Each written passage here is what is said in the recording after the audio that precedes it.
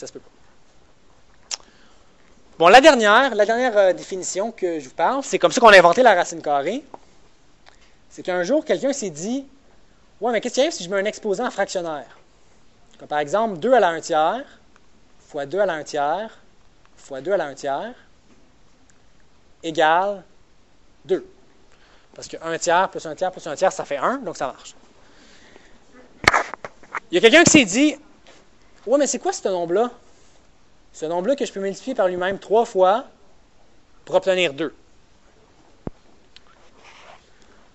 Bien, c'est là qu'on a inventé la racine carrée. Il s'est dit, ces nombres-là, c'est des nouveaux types de nombres qu'on ne connaissait pas avant. Et ça, je vous le dis, si vous lisez, là, je crois que c'était un des disciples de Pythagore. Ils l'ont pitché en bas d'un lac. Ils l'ont pitché dans un lac avec une roche attachée après les pieds, à cause qu'il a inventé les nombres irrationnels. C'est comme ça que les racines ont apparu. OK, il s'est dit, on va appeler ça racine cubique de 2. Puis ce nombre-là, on va trouver un moyen de le calculer. Puis là, ils ont inventé des façons de calculer les racines carrées.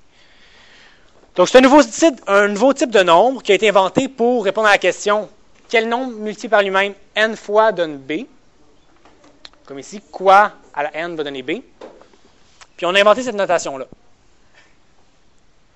Donc, la racine carrée, vous n'avez jamais appris comment la calculer, mais il y a une méthode pour calculer la racine carrée à la main, qui n'est pas facile. Les calculatrices le font. Et en faisant ça, ils ont inventé le dernier type de nombre que vous avez appris, c'est les nombres irrationnels. Donc, comme par exemple racine de 2, qui a un développement décimal infini, mais non périodique. Pi, c'est la même chose, et E, on va le voir cette étape-ci. Donc, ensemble, je vous l'ai dit, on a inventé les naturels, les entiers relatifs, les rationnels, les irrationnels, et tout ça ensemble, ça fait les réels, tous les nombres que vous avez appris. Si vous allez en sciences au cégep, vous allez apprendre qu'il existe d'autres types de nombres, comme les nombres complexes, que j'ai peut-être déjà parlé. Les nombres complexes, ça rajoute les nombres imaginaires, qui a été inventé aussi. Puis le nom se porte très bien, c'est des nombres imaginaires qui ont été encore une fois inventés, qui sortent de nulle part. Okay? Comme la racine carrée de moins 3, mettons. Ça, c'est un nombre imaginaire. C'est un nouveau type de nombre qu'ils ont inventé. De la même façon, tu sais, honnêtement, là, je te l'ai montré tantôt, de la façon qu'ils ont inventé les nombres négatifs, juste vite, là, avant, ils disaient que 5 moins 7, c'était impossible. C'est ça. Bien, ils ont dit 5 moins 7, c'est impossible, fait qu'on va inventer un nouveau type de nombre, les nombres négatifs. Mais tu sais, les nombres négatifs, ça n'existe pas vraiment. Là. Puis là, ils se sont dit la même chose ici. Ils se sont dit, tu sais, les racines carrées d'un nombre négatif, ça se peut pas. Comme racine carrée de moins 7, ça se peut pas.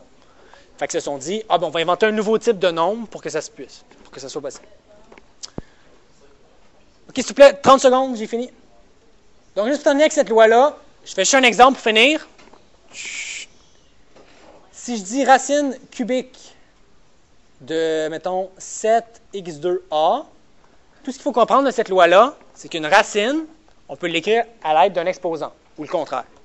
Donc ça ici, je pourrais écrire ça comme ça, 7x2a à la 1 tiers. C'est un petit 3 qu'il y avait ici, donc ça fait 1 tiers. C'est bon? Donc ça, c'est les lois des exposants, c'est ce que vous avez sur Didacti, le résumé. Et là, au prochain cours, c'est de la pratique tout le cours. Le devoir, c'est la section 1. Et le quiz est dans 2 cours, donc pour vous, c'est mercredi, je pense. Donc, c'est ça. Je vous conseille de commencer avant le cours de pratique, parce que ça se peut que vous soyez un petit peu perdu, il faut vous remettre dedans. Et c'est ça. Donc, c'est tout.